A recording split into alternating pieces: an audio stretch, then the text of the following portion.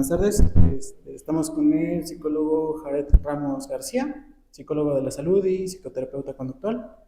Le haremos algunas preguntas acerca de la terapia contextual, la dialéctica conductual. Buenas tardes. Muchas gracias por el tiempo que nos está dando y por su disposición.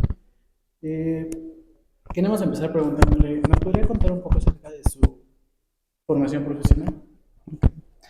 Bueno, pues primeramente muchas gracias por la invitación.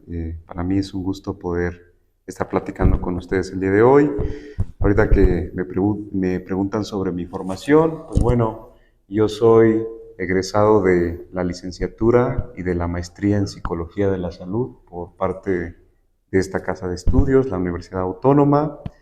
Tengo también formación en terapia cognitivo-conductual por parte de la UNAM. También tengo un máster en terapias conductuales y contextuales.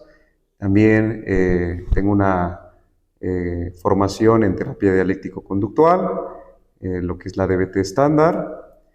Y pues bueno, actualmente también estoy formándome en lo que es otra forma de terapia contextual, que es la terapia integral conductual de pareja, próximo también a empezar. Y ahí en fuera pues también tengo otros cursos de formación en abuso de sustancias, activación conductual, que es en lo que yo me especializo un poco más.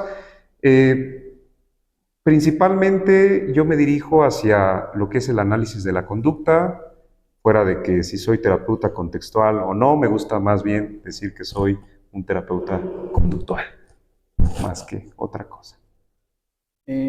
¿Cómo fue que surgió su interés por la intervención clínica y cuáles, si nos podría mencionar algunas de sus primeras experiencias en esta área? Bueno, pues fue desde antes de entrar a la carrera, la licenciatura. Yo tenía ahí unos problemas con la ansiedad y lo que yo hice en esos momentos fue buscar información y casualmente me topé con un libro de terapia cognitivo-conductual.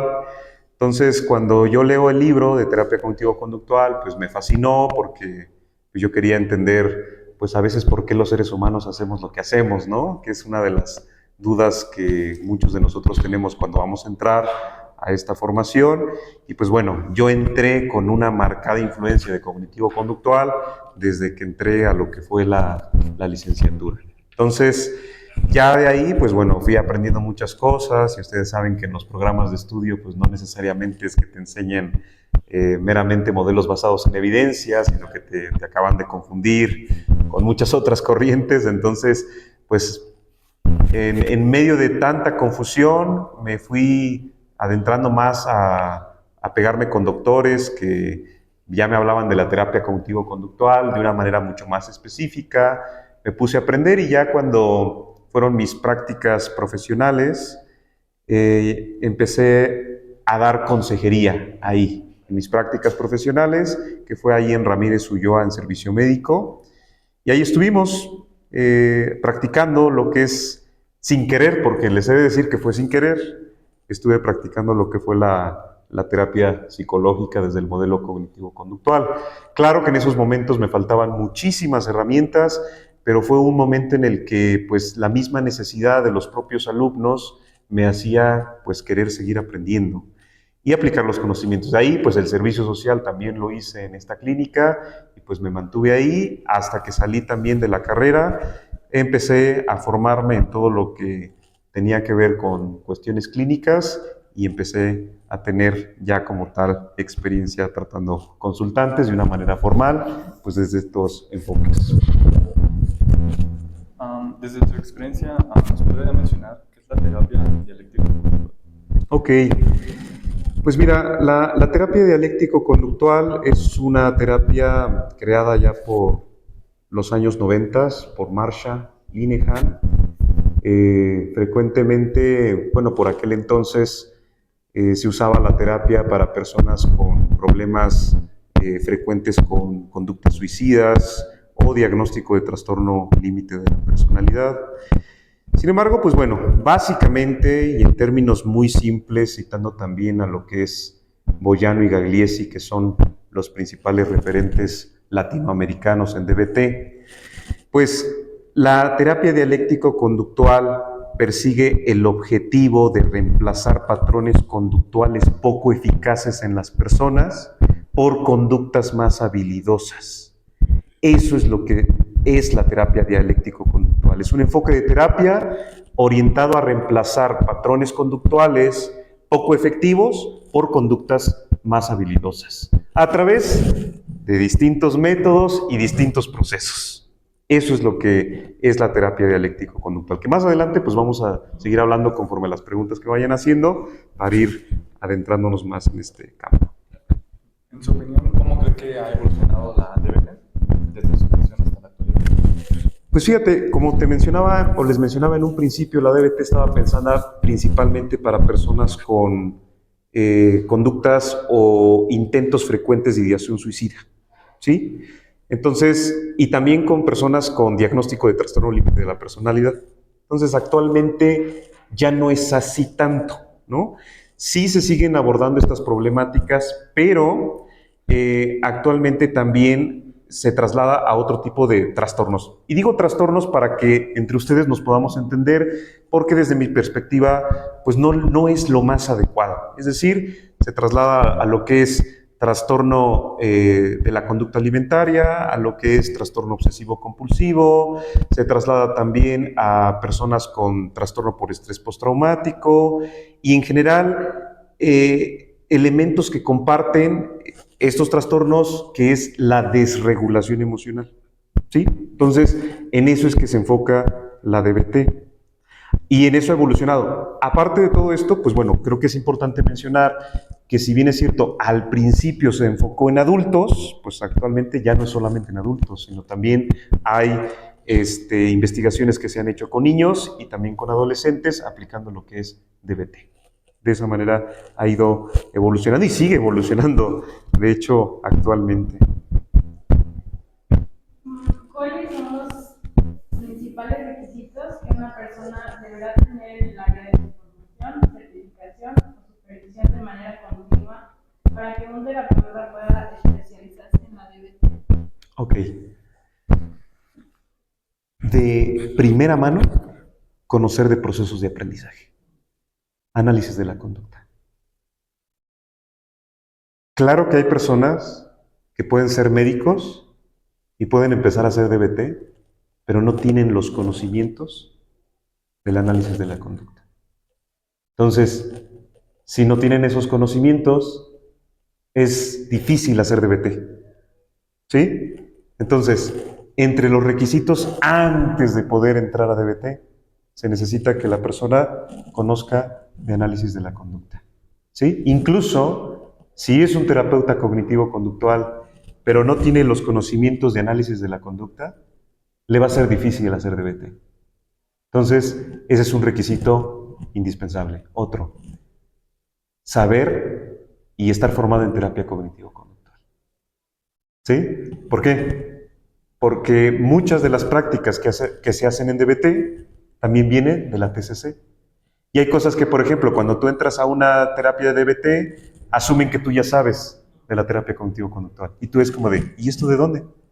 Entonces, por eso es importante que si ustedes van a hacer DBT, pues primero se formen en lo primero, lo que es las bases, los procesos de aprendizaje, y ya después terapia cognitivo-conductual, y ahora sí, métanse una formación de DBT.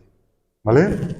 Otra, si se quiere hacer DBT, pues el terapeuta debe de contar con un equipo de consultoría, es decir, con terapeutas que también hagan DBT.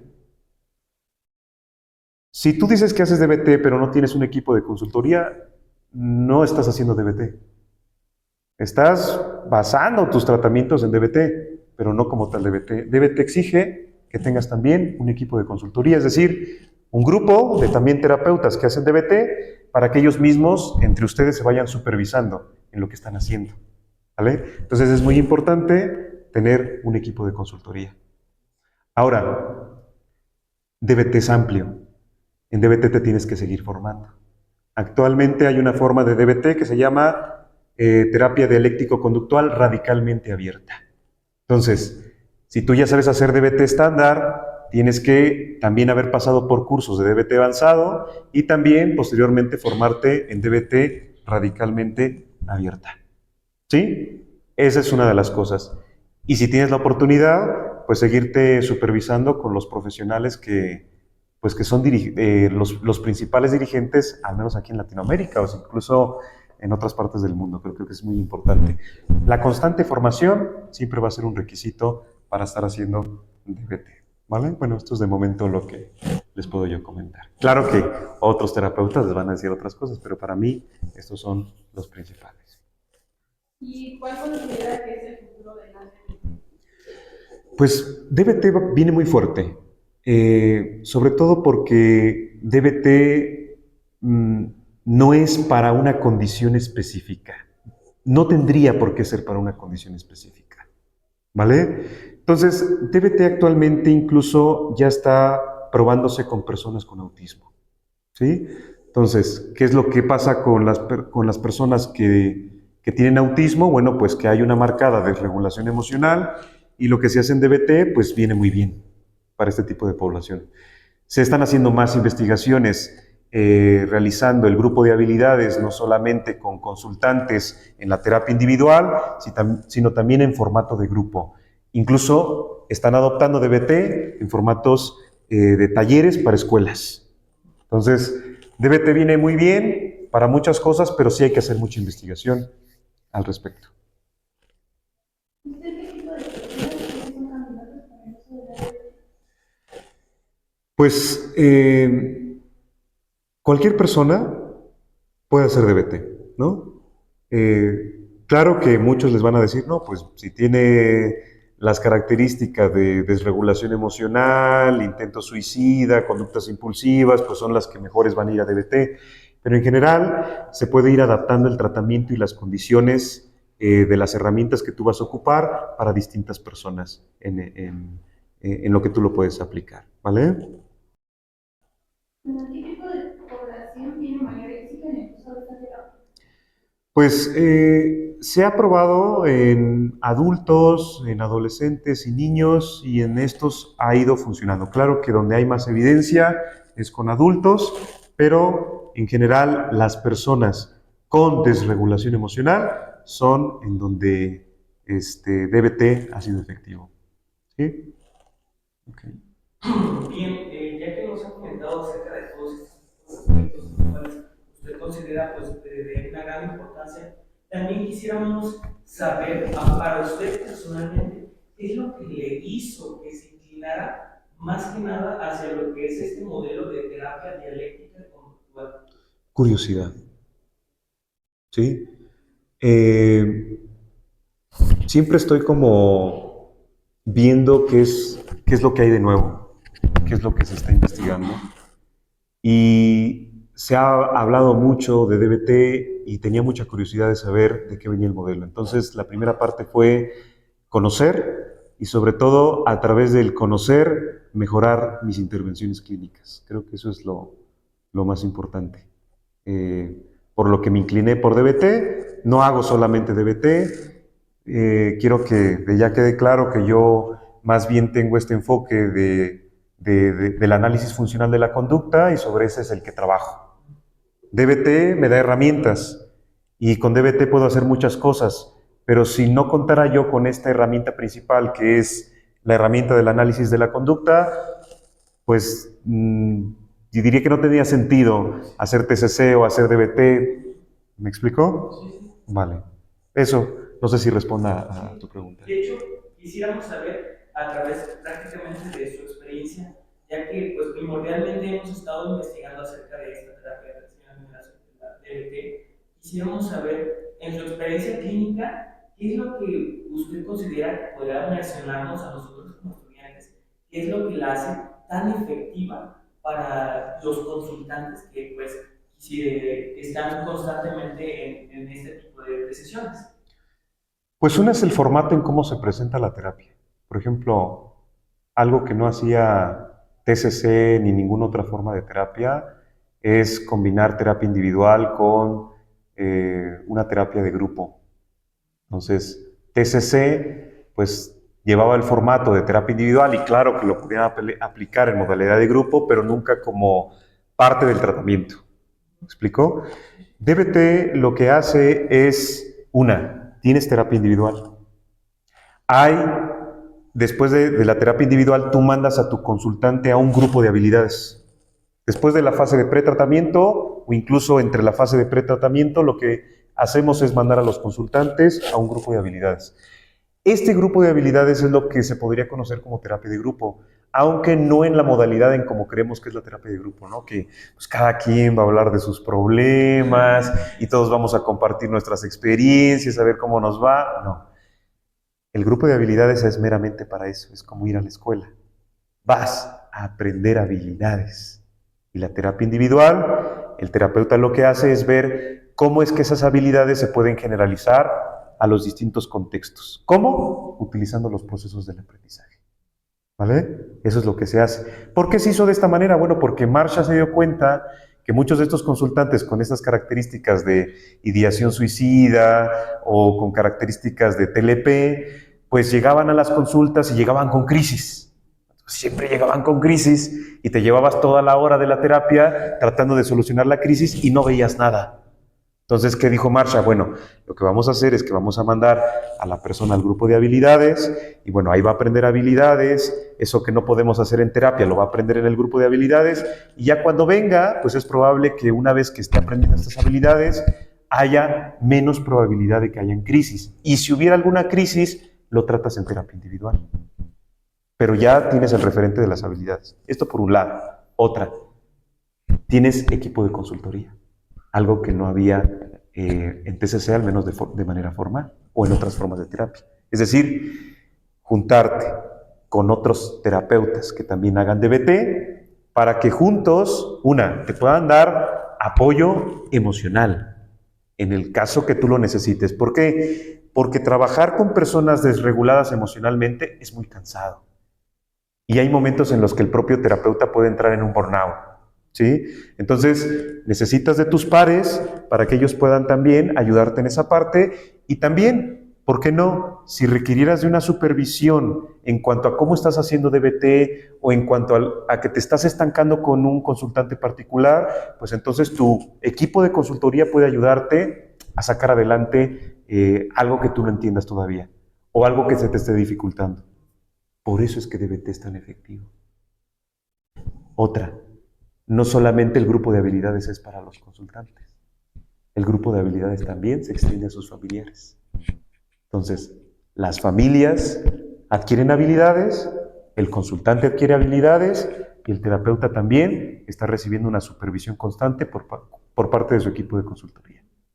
¿Te das cuenta? Por eso es que hacer DBT en otros lugares del mundo es carísimo. De verdad, es muy caro. Aquí en México, bueno, por eso es difícil encontrar lugares donde se haga realmente DBT. ¿Sí? No sé si respondí a tu pregunta. De hecho, quisiéramos, pues ya que nos comenta que ha trabajado de esta manera también, teníamos dudas nos mencionaba sobre un tipo de terapia grupal.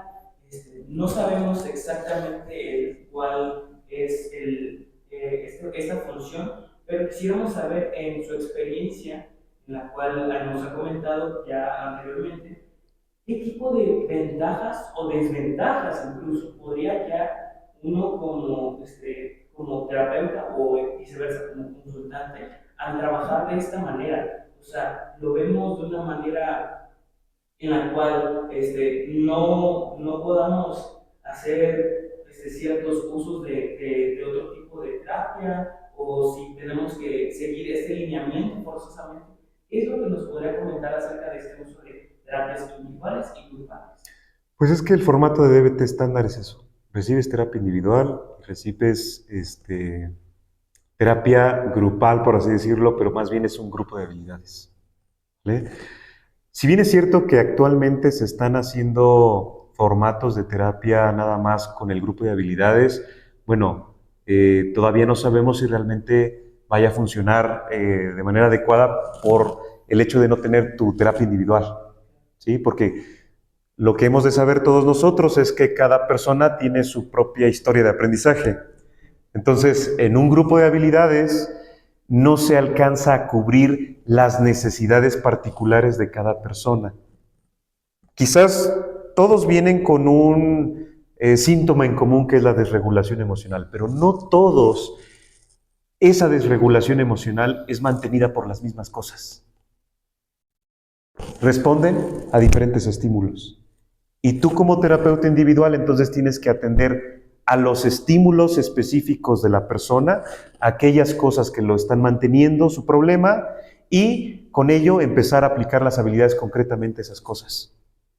Y en un grupo de habilidades es más difícil, es mucho más difícil hacer eso. ¿Sí? Por eso es que, bueno, si bien es cierto que se están haciendo formatos de terapia DBT en grupo, pues todavía no hay mucha evidencia sobre qué tan efectivo pueda llegar a ser.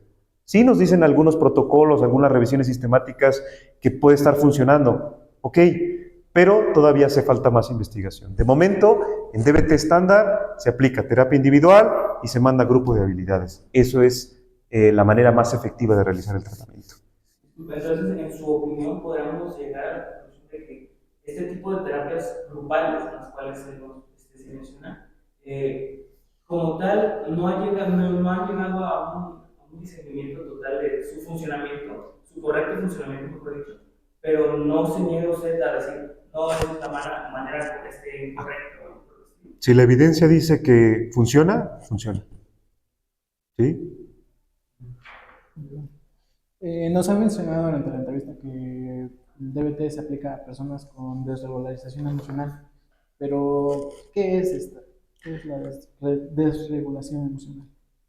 La desregulación emocional es la incapacidad que puede llegar a tener una persona, incluso intentándolo de forma seria, para regular o disminuir reacciones emocionales, también cuestiones cognitivas, también cuestiones conductuales, ¿vale?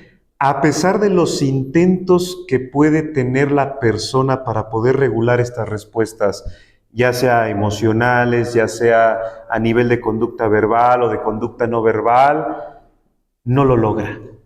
Eso es la desregulación emocional. No solamente el aspecto emocional, ¿se dieron cuenta? Incluso la incapacidad de poder regular esos pensamientos. La incapacidad de poder regular sus acciones cuando, por ejemplo, una persona le está exigiendo defenderse. ¿Qué hago? ¿No? Muchas personas reaccionan de forma impulsiva. No lo pueden regular. Simplemente lo hacen. ¿Me explicó? Eso es la desregulación emocional. Muchas gracias. Aparte de la desregulación emocional, ¿a qué otro tipo de problemática se puede aplicar esta terapia? Es lo que te comentaba. Ha evolucionado porque, bueno, lo podemos ver en la parte de las estrategias para efectividad interpersonal. También DBT funciona muy bien para esto y para otro tipo de problemáticas que no necesariamente pues, tengan que ver exclusivo con la desregulación emocional, ¿no? Por ejemplo, lo que les decía, tiene que ver con TOC, con estrés postraumático, con trastornos de la conducta alimentaria, con abuso de sustancias. Y sin embargo, pues bueno, la característica que ustedes se van a encontrar es que muchas veces la desregulación emocional está presente en todas estas problemáticas. ¿Sí? Pero, pues bueno, si bien es cierto que tiene que ver con la desregulación, también abordamos otros aspectos, ¿no? Cuando se trata, por ejemplo, de enseñar a la persona habilidades de efectividad interpersonal y no necesariamente, pues, tiene esta condición de estar desregulada emocionalmente, bueno, pues también se puede adaptar ciertas habilidades que se enseñan en DBT meramente para poder enseñar efectividad interpersonal, por ejemplo. ¿Sí? Hemos visto que también dentro de una de las técnicas que pueden llegar a usarse dentro de DBT es el mindfulness. ¿Nos podrían mencionar qué es esto?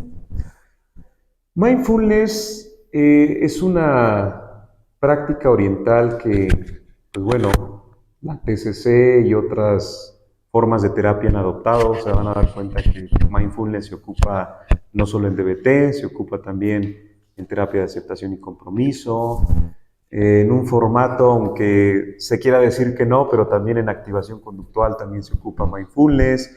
Hay terapia cognitivo-conductual con base en mindfulness. Entonces, Mindfulness se ocupa mucho. Y esta práctica que se toma de esta parte del budismo zen, ¿vale?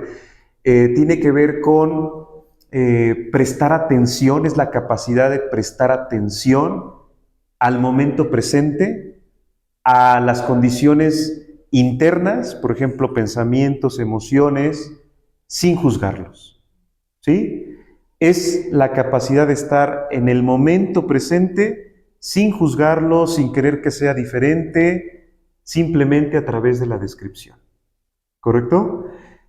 Y mindfulness, bueno, se ocupa de distintas maneras en el tratamiento de DBT. No necesariamente el objetivo que persigue es la relajación, ¿no? Porque muchos piensan, no, pues es que meditación de mindfulness, pues bueno, es para que reduzcas tu estrés. No es el objetivo. El objetivo simplemente es mejorar tu concentración y tu capacidad de poder estar en el aquí y ahora, ¿sí? En el presente, ¿sí? Ese es el objetivo. Que ya de ahí vengan otras cuestiones secundarias, como que me relajo cada vez que hago mindfulness, bueno, también. Pero se van a dar cuenta que incluso cuando se hace mindfulness, no se hace mindfulness solamente de manera formal, es decir, a través de una práctica de meditación. Mindfulness también se lleva a cabo en la práctica. Por ejemplo, cuando vas a solucionar un conflicto interpersonal, haces mindfulness. ¿Por qué? Porque dejas ir las críticas y dejas ir los juicios y adoptas una conducta descriptiva al momento de solucionar un conflicto interpersonal. ¿Por qué? Porque las críticas y los juicios regularmente hace que empiecen los conflictos y no se solucionen los problemas. Es que tú siempre haces esto, es que tú nunca haces esto, ¿verdad? Quitamos los nunca, los siempre, las críticas y solamente adoptamos una postura descriptiva para el problema. Y eso es hacer mindfulness y no necesariamente en una práctica formal. ¿Vale?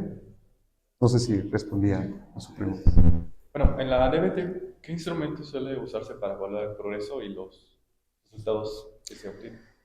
Pues mira, aquí DBT lo que sí va a emplear siempre van a ser los registros diarios. Y es un formato de registro bien amplio que tiene Marsha, no sé si lo tuvieron la oportunidad de verlo, pero es un registro amplio. Con eso nosotros vamos midiendo los progresos de la persona. Pero también, pues bueno, no se niega que puedan haber más instrumentos con los que se puede evaluar el progreso en DBT, ¿vale? Hay instrumentos que ustedes pueden tomar de los que ustedes ya conocen para poder hacer un pre-post y de esa manera evaluar si su intervención realmente está funcionando. Por ejemplo, instrumentos de depresión, instrumentos de ansiedad, escalas de riesgo suicida, que es algo que también manejamos acá. Lo que sí se tiene de manera específica es el registro diario y a través del registro diario nosotros podemos ir viendo el progreso que tiene nuestro consultante. ¿Por qué? Porque ahí vemos si realmente está practicando las habilidades, si no las está practicando, si ha recaído en alguna conducta que es poco efectiva, lo va a ir registrando en ese registro de sesión a sesión y semana a semana. ¿Me explico? Eso es lo que tenemos nosotros. Bueno, ¿cuánto es el tiempo que suele durar el tratamiento? Híjole, pues un aproximado es de 18 meses. ¿Por qué? Porque la primera vuelta del grupo de habilidades dura 6 a 9 meses. Y se recomienda que se dé 2 vueltas más al grupo de habilidades. Claro que no se enseña lo mismo, hay más cosas que se enseñan, pero la primera vuelta dura 6 meses, entonces imagínense, la segunda va a durar lo mismo, 6 a 9 meses. Entonces un aproximado van a ser 18 meses, poco más, poco menos, dependiendo igual cada consultante. Por eso les digo, no es estrictamente así. Cada consultante y en la medida que el terapeuta de DBT vaya evaluando los progresos de su consultante, va a determinar si solamente requiere estar en DBT los 6 meses, si le va a dar otra vuelta o ya no. ¿Sí? Pero ese es un aproximado. Para usted, ¿cómo podría medir o asegurar la fidelidad al protocolo de la DBT en lo que es un servicio clínico? Es que DBT no es un protocolo, no es algo que se tenga que seguir de manera así a pie juntillas. No es que viene paso uno, paso dos, paso tres. DBT es más flexible. Las habilidades se pueden ir adaptando. Lo que sí, la manera en cómo tú puedes asegurarte de que se esté haciendo DBT, por ejemplo, si estás en una institución, pues es que haya terapia individual, haya grupo de habilidades, haya equipo de consultoría, opcional, grupo de habilidades para familiares y coaching telefónico. Si cumple con estas características, ya estás haciendo DBT, ¿vale? Los mismos del equipo de consultoría se van a encargar de ver que tú estés ciñéndote a los principios de DBT. En su opinión como profesional y experiencia en el área, ¿alguna vez ha tenido casos en los que integraría la DBT con otras formas de dar terapia? Sí, por ejemplo, TCC, activación conductual y terapia de aceptación y compromiso. Yo soy de la idea, y no solo yo, hay también muchos que opinan de la misma manera, cuando entiendes lo que estás haciendo, puedes aplicar algunas de las prácticas que se hacen en TCC, como por ejemplo el debate, ¿sí? O algunas de las cosas que se están haciendo en ACT, por ejemplo, trabajar con valores o trabajar desde la difusión, pero entiendes qué procesos de aprendizaje estás poniendo en marcha ahí, que está haciendo que funcione algo.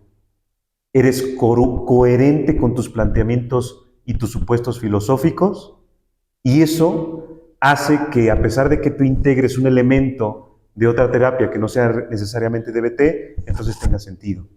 ¿Me explicó? Claro, no voy a empezar a traer otro tipo de terapias no basados en evidencia o que vienen de enfoques totalmente distintos como el psicodinámico y voy a empezar a practicar, por ejemplo, no sé, la catarsis, ¿no? Como un elemento del cambio. Pues no, ¿verdad? Necesitamos que precisamente estos enfoques de terapia que no son excluyentes, pues bueno, tengan de base los mismos principios sobre los que se asienta DBT. Entonces, TCC también se fundamenta en los principios del aprendizaje. DBT se fundamenta en los principios del aprendizaje. ACT se fundamenta. ¿Y usted cuál podría considerar que son los retos más frecuentes que se puede enfrentar un terapeuta al implementar la DBT en consultantes de alta complejidad? Pues es que tiene que ver más con elementos contextuales. ¿Sí? Que, por ejemplo, tu consultante no tenga el dinero para pagar la terapia, ¿no? Si no tiene el recurso, pues difícilmente va a continuar con el proceso. A pesar de que tenga las mejores intenciones, pues no se va a poder continuar. Otro, si viene de contextos que no le apoyan, ¿no?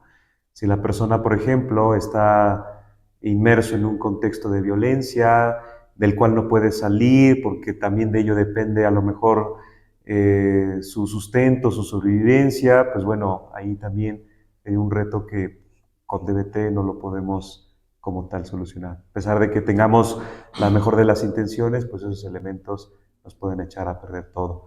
O las familias también, que no quieran integrarse al trabajo de DBT, pues eso también, si bien es cierto que tu consultante empieza a aprender habilidades, lo que puede aparecer con la familia es que la familia castigue aquellas conductas más efectivas y de esa manera pues disminuyan su probabilidad de ocurrencia. Eso es lo que puede pasar.